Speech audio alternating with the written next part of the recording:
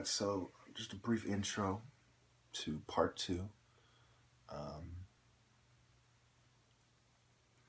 Basically, it was hard to talk in the conference call. There was a lot of people on there, and I probably identified maybe 6 or 7 people actually did the talking. There's probably more people just listening and then just left.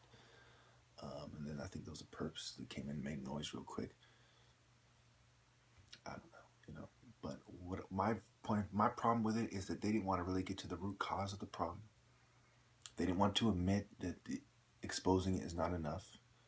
When they heard my points, they said that's a good point, but they didn't truly appreciate the point. Okay, the point was that you're in a race against the decline of morality. If people don't have the moral philosophy and the moral compass to act, then exposure will be useless. It's like exposing to a bunch of criminals. There's criminality going on in society. You're talking to a bunch of criminals who are indifferent. I didn't dare bring up the spiritual bottom feeder philosophy, right? Philosophies, because I didn't really know what their head's at. I started exploring the root cause. They didn't want to go there. They didn't want to think about what the bankers and so on believe. When another lady started exploring the New World Order and Masons, and we started talking about it, everyone else seemed turned off. I can almost feel the tension from here that they didn't want to talk about that. Then some lady said, well, let's get back to the topic. Okay? And they want to talk about exposure. And they talked a lot about, as you'll hear in the clips coming up, the transhumanism, newgenics. Well, they didn't talk too much about it. Well, yeah, they did. They just used the word once. And we talked about artificial intelligence, the potential. And of course, these things are explored in movies like The Avengers. I don't know if it's one or two. These things are explored in Marvel comics, and even in X-Men they touch on this, the future one, and iRobot, and they even brought up some of the movies that explore these ideas. And so in a way that's non-productive talk, but it's very interesting and it's relevant, but it's not as relevant as the secret societies who are doing this and why, ironically. And, at the end, when I finally hung up about 2.5 hours into it, the best stuff I think comes in part one, in a way.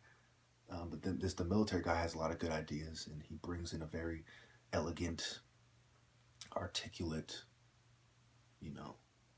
presentation of his argument and his views. But the covert drug in the first part, was some of the good stuff. Yeah. I think that when you have all these people, you couple the interviews, and this is almost as many people as I've interviewed all in one conference call. So I'm glad that I brought that up. And you see a lot of people talking about how they're poisoned and drugged as well, like 2 or 3 people. And I don't think those people stayed there the whole duration of the call. But very interesting that a lot of my contentions have been proven, if you've been paying attention to my interview series, and overkilled with this, part 1 and part 2. I hope I didn't make these parts too long, but there's a lot of good stuff. And I forgot the clips. I kept in mind that I didn't want to drag out this. I tried to keep to the most relevant part. So as soon as someone started talking about something relevant, I'd start recording. As soon as they start going off into something that wasn't that important, or going, off on a tangent, I'd stop. So that's why the clips seem to be all over the place. This is recordings, 2.5 hours, reduced to I think it's like 45 minutes of recordings, maybe an hour max, so it was,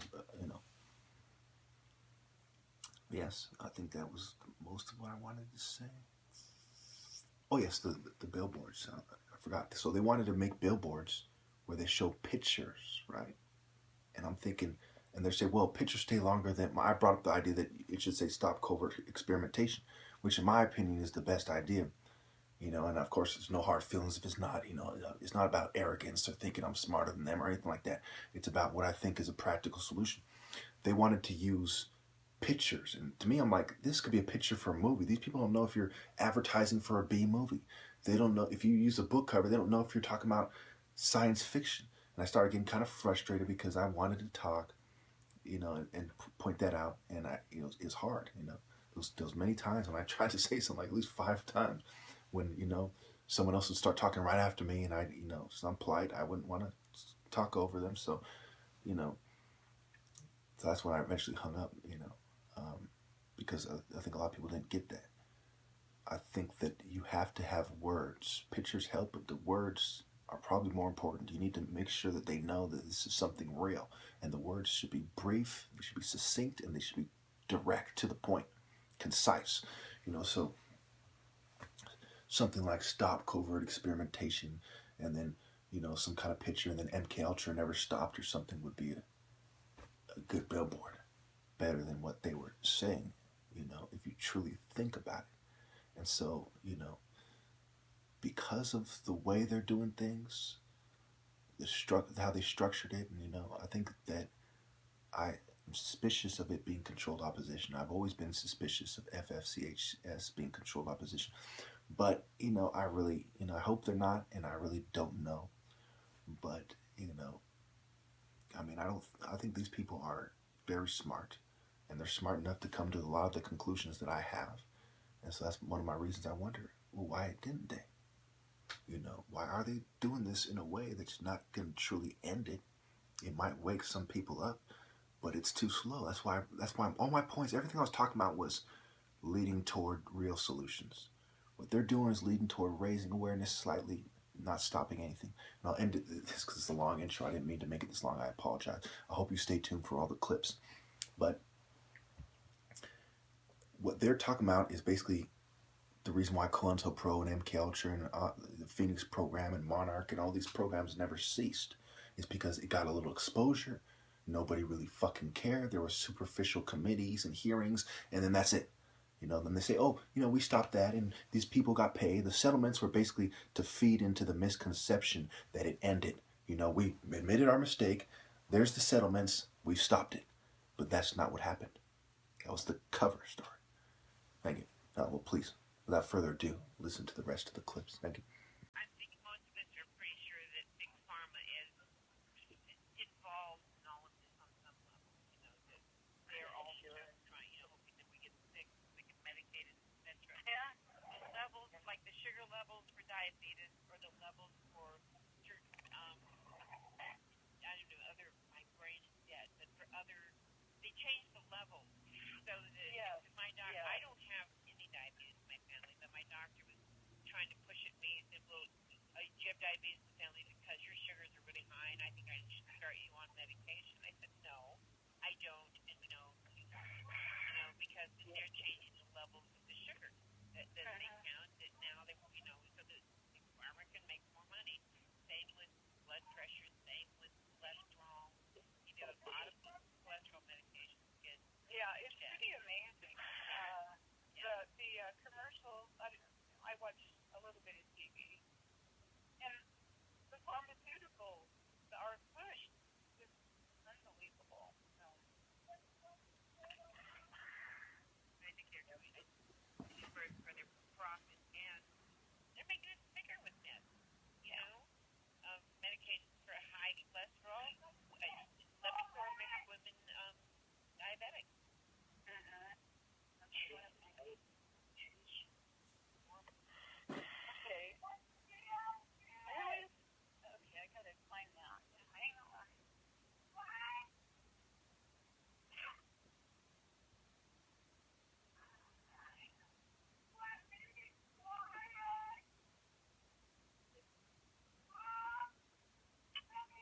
Somebody's calling somebody in the background there. Yeah, let me find it here.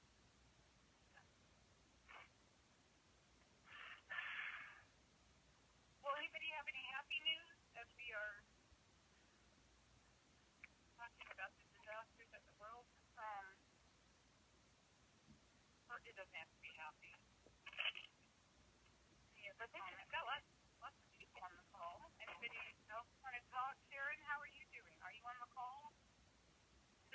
Yes, I am. Me, Sharon? How are you? I'm okay, thank you. I had a beautiful day today and yesterday. I went out on the beach, a new beach I found. There's more beach I haven't discovered, I guess. And what you're talking about with the poisoning or the gambling. Well, I did. Yes, I did. When I was living in my other residence, yes. I was being poisoned for a long time before I figured it out. But that dust, I don't know what that dust was, smart dust or whatever it was. Then they turned the frequencies on one day and took me alive. So that dust was being fed to me for at least a year, and I didn't realize it. I finally put it all together. Yeah, whatever it was, probably made me light up like that Christmas tree when they shone whatever at the, RF or whatever it is they're using. Probably was a contrast material that made me show up. So whatever, and it was burning and horrible and miserable, and for a long, long time, like 2.5 years. And it just recently took a turn for the better. Good. Thank you. Yeah. So good. It helps living with a mother, so it helps living with an empathetic person. I'm sorry, with your mom, did you say? Yes. Yes, I live with my mother. I moved in with her a year and a half ago, and it's gotten better. Yeah, I don't know if it's the stuff wearing off and we're drinking distilled water, by the way, so thank you for that, saying that, whoever said that earlier, because I do think it helps. I just started drinking it, actually, just in the last couple months. We were drinking it before that, actually, but probably did start getting better when we started drinking distilled water, now that I think about it. Interesting. I heard controversy on that. There may not be any yes, and I do get leg cramps because, yes, the water does kind of leach a lot of your stuff out of you. So you have to eat something salty, and you have to have a cup of milk to replace your potassium and calcium or magnesium and calcium. And have a banana for the potassium, and then the rest you can get with salt, chloride, sodium. So those are your electrolytes covered right there. If you start getting cramps, just drink a glass of milk and eat something salty like Fritos or something, and you should be fine. Even mineral supplement. They recommend to take a mineral supplement when you have distilled water. There's plenty on the market. 5, 10, 15 times before they accept this as something that could be possible, and then at that point you can have the real conversations. You are muted. Truth there. Get the assistance from your social network, like we should be able to. Right. Is there a chat room tonight? This is the chat. Yes, well, it is. On the text chat. Were you all able to log into text chat? Oh. Yes. I'll keep trying on. Is the little icon not showing? The little join out? No, I've got it says New Victim Coach Team Community Call. Is that the right one? 130288. That's 181, and usually I get 2 icons. Sometimes it just takes a few times to. 130288 is on Tuesdays and Thursdays, 6 to 9. Yes. Did I come up with the right number? Well, you're on the right number, but I don't know what you call it. Let's see, 130288. That's what this one is 130? I'm sorry, 13. Jesus, no way. I didn't even know my number. So you're on number. This is 138200. That's the number you're on now. Hi, Frank. This is Linda. Thank you for the Facebook. Maybe I've gotten the wrong Frank now. No, you probably got the right one. Hi, Frank. Yeah. Hi, I've been targeted since 2012. And in 2008, I had an operation. I had a sinus operation. And by mistake, or whatever the reason, they put in cochlear implant. And what you have to picture is having a cell phone installed inside your head. And that's where the V2K comes from for me.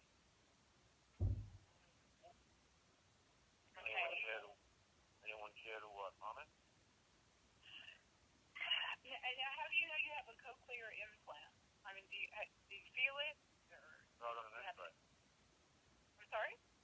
I've gone through it from the beginning, from being arrested to a mental hospital, out of a mental hospital, back into regular life. And throughout this whole time, I've learned. And I saw this on the X-ray. Okay. And what I've also noticed, a lot of people are complaining about gang stalking. I haven't had it. And I started to in the beginning, and I realized that it was my own paranoia.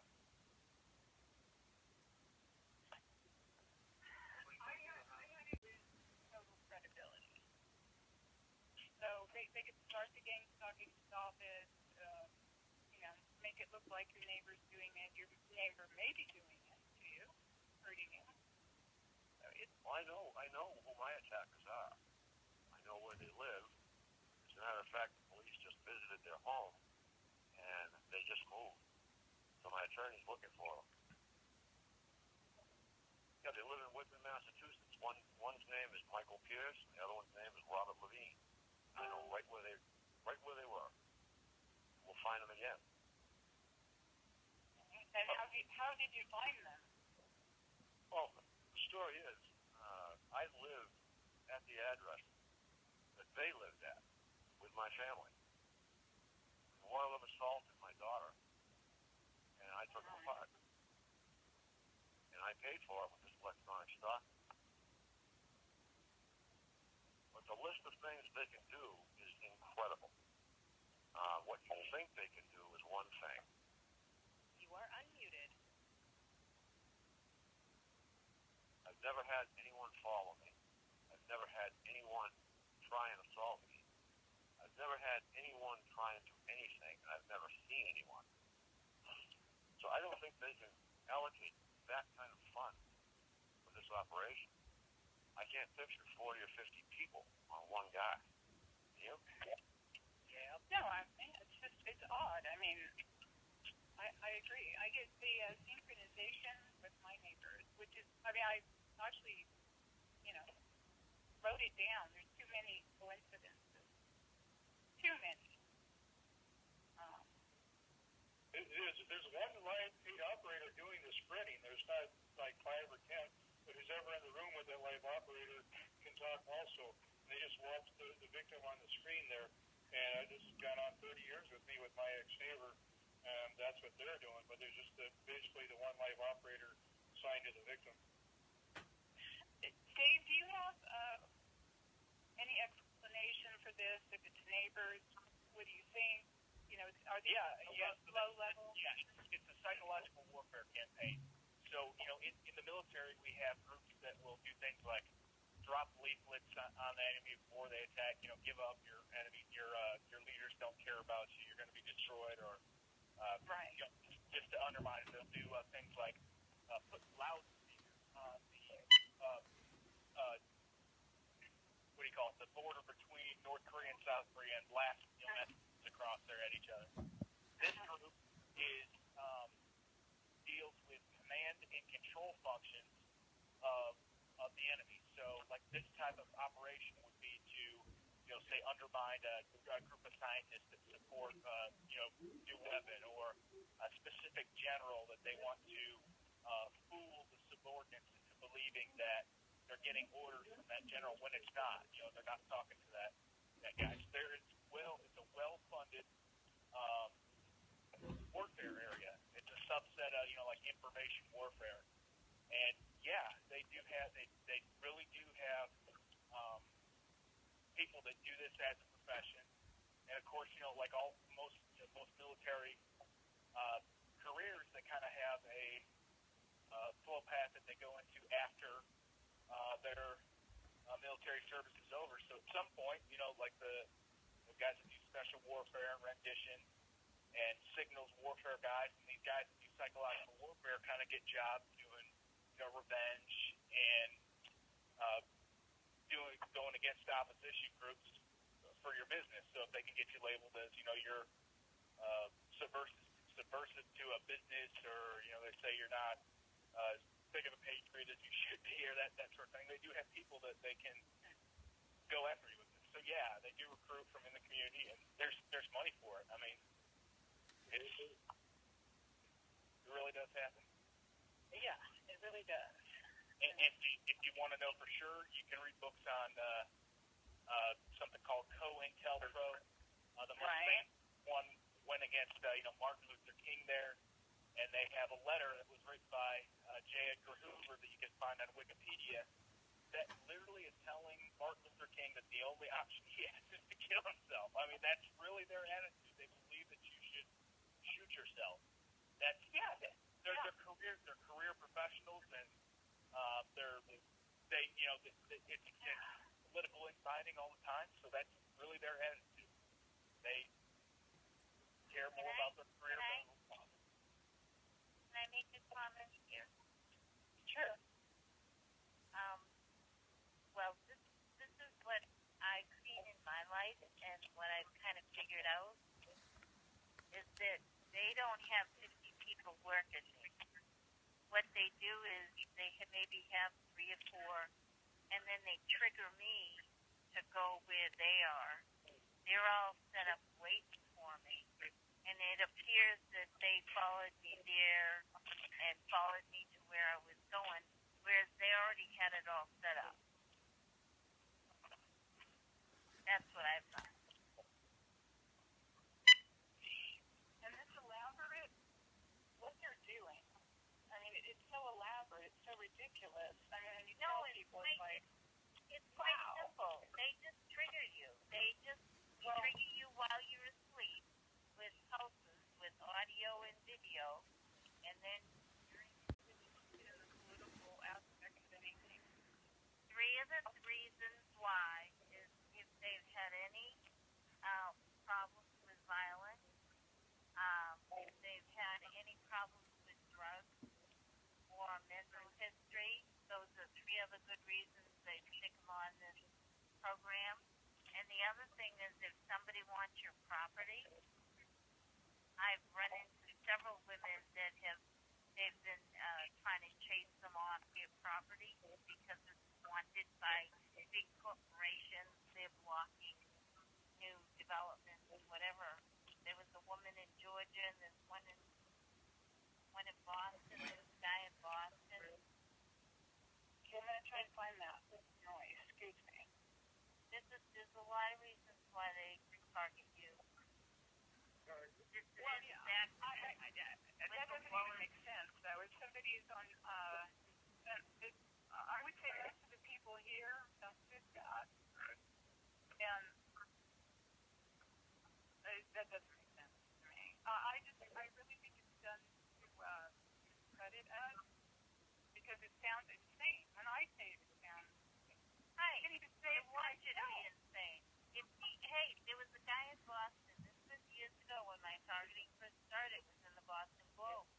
They stuck him in the mental hospital, and he kept on yelling, "They want my house. They want my house," and they wouldn't let him sleep. And after a while, he went loopy, so they locked him up and they got his house.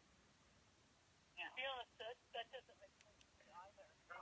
I haven't done drugs. I don't do drugs. I'm not criminal. I don't have a mental history. They don't want my property. What does make sense to me is human experimentation, and there could be watch lists or whatever. We really don't know. It's all a guess, right? We really don't know the facts as to why we're targeted. Right. Oh, I know why I'm targeted. I know definitely why I'm targeted.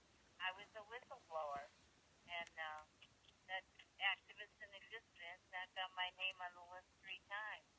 You speak out at all, you sign a petition, that's it. They got you. Well, Petition is a benchmark for an activist and a dissident. So even if you don't go out there and do anything, your name's still on the list. Activists, dissidents, and whistleblowers are vermin to these people. Look what they did. Groups that are not, there's people in the group that I've met that have sworn they've never even signed a petition in their life. They're targeted, so it's not necessarily true, and most of us have signed petitions today. Okay, do they have a mental history? Do they have a mental history? Who? Does someone in their family have a mentally ill history? In my family? Well, you're talking about somebody. Well, that still doesn't make sense. It does to make target sense. somebody that's mentally ill will make them more mentally ill. So, right. So they can lock them up. listen, go into, well, you probably can't go into my Facebook page, but there's a program in the UK. It's called Control Orders, and it was first issued, the article was on the Guardian, the in the web page, the Guardian. It's called Control Orders, and it describes exactly what PIs are going through, and only they were public about it. And there was such a public outcry that they had to cut back the program way, way back because it infringed on people's privacy and rights. But it's exactly the same program that we're on. What about if you're, what if it's random, as Dr. Duncan suggests? I mean, there's It many isn't random. scenarios. Yeah, I think it is random. I don't have a criminal history. I don't. I didn't do anything. I don't even think I signed petitions. So explain that. From 2011, I believe it says that they can waive consent to experiment on people if it will benefit the soldiers and if it may benefit the victim. So there are other things and other explanations that I want to throw out there as to why we are doing this. Absolutely. I do think that's the primary, absolutely. Dave wrote in the chat, let's see, sometimes our targeting has nothing to do with us and random sampling of the population. So, I mean, I've been reading through these primarily DARPA projects and future projects, and they all state in there, that animal experimentation has its limitations, and that this needs to be done on humans. That's right. It's a reoccurring theme, and I'm thinking, well, where are they going to get these humans? Covert weapons testing. If you want to test weapons on your citizens, how do you select them? Right. And it used to be that they used to pick on the disadvantaged, but now with mined weapons and things like that, then they need a good sampling of the population in order to build some of those weapons, in my opinion. I'm not speaking from that. I tend to agree with that. Yeah. What do you think, Dave? Get your opinion.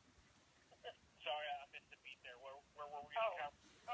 We think it's primarily experimentation for weapons and areas. Primarily military. Yeah, I think it's control. It's so surprising. I mean, they're in everything. They're in the media. They're in the entertainment. They're in the banking. They're in every industry. I think this is about, they looked at what happened in the 20th century there with all the fascist regimes, and they decided they don't want any one person to come into power that doesn't have some checks on their personality. They don't want some fascist dictator to rise up in power without having some way to stop some of their wilder ideas. And a lot of it is, as a Navy guy, and a naval ship takes like 10 or 15 or 20 years to plant, and then once you build it, it has a 30 to 50 year life cycle. And all of your industries have some similar things. Some of these like a power plant, that is and it has a 50-year life cycle, and what they're trying to prevent is one group of individuals that may not have done the $1 billion in research and development into understanding the technology, being able to have the influence because of like the internet or social media, or being able to topple a generational project that so many people have put their time and effort into. So they've kind of created this system as a way to protect their financial assets. But it's also political influence, and a lot of people have agendas that stretch generations. They don't want just some upstart to come in there and topple the cart. Right. It's a little overwhelming. I mean, it's so big. Yeah. And it covers so many things. Yeah, they never talked about this in the 9th grade civics class. You go to your Washington D.C. trip, there isn't anybody that tells you, oh, by the way, don't step too far out of line because you can get smashed with directed energy weapons. It's just not a topic that comes up. They had a Brave New World in 1984 by George Orwell, so Everybody reads it in English. We read it in high school, and we're supposed to stop it. But when it comes down to, people have, we're raising kids and they've got a mortgage and, a car or a boat payment. And, they don't really care about, a new emerging technology that people are trying to.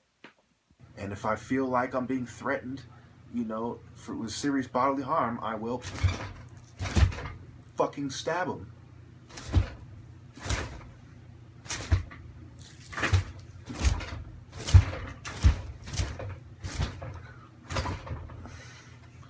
You understand me? It's my new knife, by the way. That's why.